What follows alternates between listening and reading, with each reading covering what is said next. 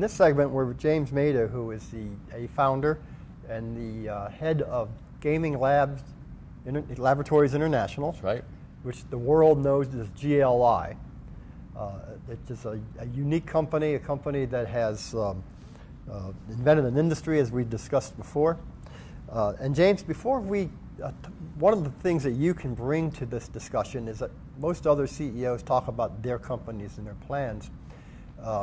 You have a company that touches the entire gaming industry, so right. you are in a unique position to talk about industry trends, and right. So we will want to talk to you about that. But initially, tell us a little bit about where GLI is and where you hope to be. As GLI was first formed, as you know, to be a premier testing lab, and today we are the premier testing lab. We were the first private testing lab anywhere on the planet.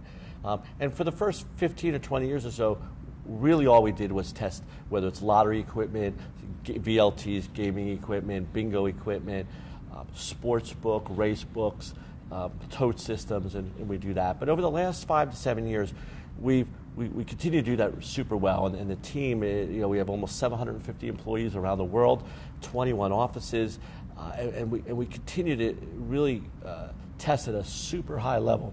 But the most important thing that we've done over the last 5 years is really gotten into the services business. So we're now doing things like penetration testing, internet security testing, ISS things. So we're thinking about cybersecurity and how to protect casino systems, online systems, mobile.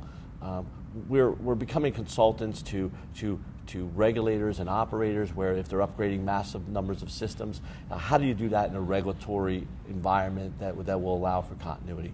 So today we've taken a testing firm that's world class, and we continue to make right. incremental steps in that, but we've rolled out a whole series of these professional services, and now professional services makes up a sizable amount of our revenue inside and outside the gaming industry. Yeah, that's very interesting. One of the things that we see that has happened, and we've discussed this before as well, is globalization and convergence of technology. That's right. And in the big supplier side acquisitions we've seen in recent months, we've also see a combination of business models. Right.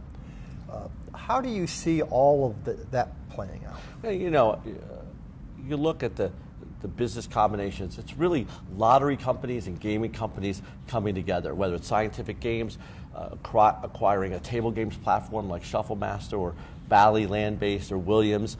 But Williams, of course, has the interactive side. And then you look at G-Tech, who has a whole long line of interactive. They do lottery, drawing systems, and also they have the Spielo company, which was the slot machine arm, and combining with IGT, who has an interactive arm, and Double Down and social gaming.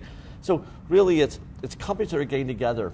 And what we're going to see, I think, is where somebody comes out with a brand game, whatever it might be on the floor as you walk around there today, but it'll be on a tablet, it'll be in a lottery. You could buy a lottery ticket from a company that also has it as a land-based game, and it might be on a tablet, it might be on a phone, it might be a social gaming app.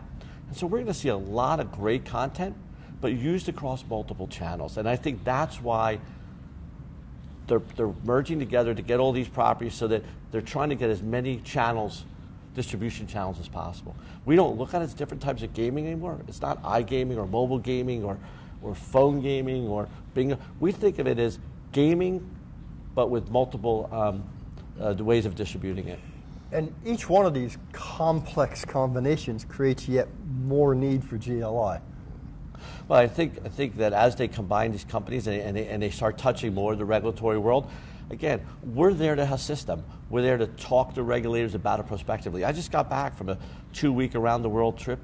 I stopped in 10 cities across the globe and met with regulators who want to know all the same questions you're asking me. Right. And how do we need to change our regulations? Singapore, for instance, is going to be doing a mobile gaming and internet, and stop there and talk to them about it, and be able to bring that back and talk to these massive companies, and small companies too. We consult from the very smallest companies to the small studios, all the way up to the largest companies, and try to tell them, this is where the regulators are going. You need to be in step with the regulators. And if the regulators want to know what the suppliers are doing, so we can tell the regulator, the industry is going this way, you need to start thinking about regulating that way. So we're kind of that center spoke. We're talking to everybody, right, and we're trying to get everybody on the same page. One of the difficulties and complaints that a lot of people have had in the United States who must be licensed is there's so darn many jurisdictions. And every jurisdiction has so much different requirements of various kinds. And now when you extrapolate that out to a world and to all this new technology, is there some way or some interest in regulatory convergence as well, so things can be more uniform? Well, as you know, Frank, I think many states and countries around the United States and around the world have all been converging to the GLI standards. You just might have read that Puerto Rico now has adopted a full line of GLI standards. They didn't want their own standards. We work with regulators all over the world. We work with the new Japanese government, who's trying to put gaming through. We taught them about the importance of going with standards that everybody is used to. If you're in a jurisdiction that's a one-off jurisdiction, and you have your own set of standards, you're going to get the equipment late, it's going to cost more money. The Philippines has just adopted GLI as their test lab and GLI standards so that they can quickly mobilize and get the absolute best equipment when the casinos open there. So we are really very much for working with new jurisdictions, getting them in on a standard, and sometimes there has to be differences because let's recognize the United States, it's state run, it's state policy, but there doesn't need to be differences for no reason. Sometimes there has to be a reason that there's differences, and we work with suppliers to we're working with regulators to make sure that they understand when they're making those choices, but sometimes they have to do it, and we agree with it when they do it. James, we've been talking a lot globally as we can because you're a global company and the changes that are affecting the industry are global. But let me ask you a parochial question. Sure. Everybody wants to know about online gaming in the United States. It's gotten off to a much slower start than some people expected. What do you see in terms of the evolution of online gaming here? A lot of people, whether it's Atlantic City, who had crazy estimates on what it was going to look like, and I think everybody realized it wasn't going to be that good. I think the question here is social gaming a disruptor for online gaming? Right. Because there are companies, some of the ones that I mentioned already, are making a whole lot of money and doing very well in that social gaming space. And I think social gaming, to some degree, has disrupted the online. But I think here in the United States, we still have this hangover in Washington. We don't know if there's going to be a bill on poker only, or are they going to repeal, or are they going to, what they're going to do. So I think what you're going to see is as soon as that's removed, things will start happening. But I think there are a lot of people for it and a lot of people against it. At GLI, we don't take a position whether it's good or not for a state. If you're going to pass gaming online, it better be regulated well, because we know that if it's poorly regulated and a scandal happens, it's going to be terrible. But in Canada, they're moving full force ahead. And when you look in Europe, everybody's doing it. And whether it's the Netherlands, that's starting to do it next year, or Denmark, who's now completely rolled it out, or Spain, or Italy, we've really have had a good experience, and there have not been any terrible regulatory occurrences, and it does seem to work. So we hope that the United States will catch up.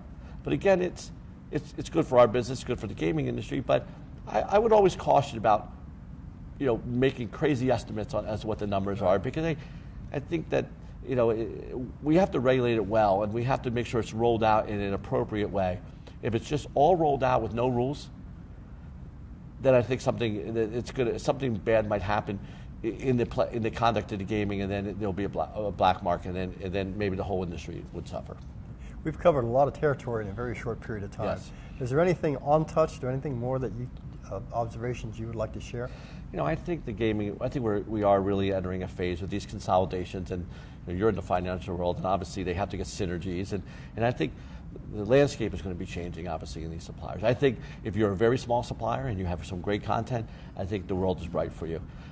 I think content continues to drive this. We could talk about merging and synergy and all these different types of outlets, whether it's online or poker only or tablets or online, but or iPhone or land-based. But if you don't have good content, you don't have a good game.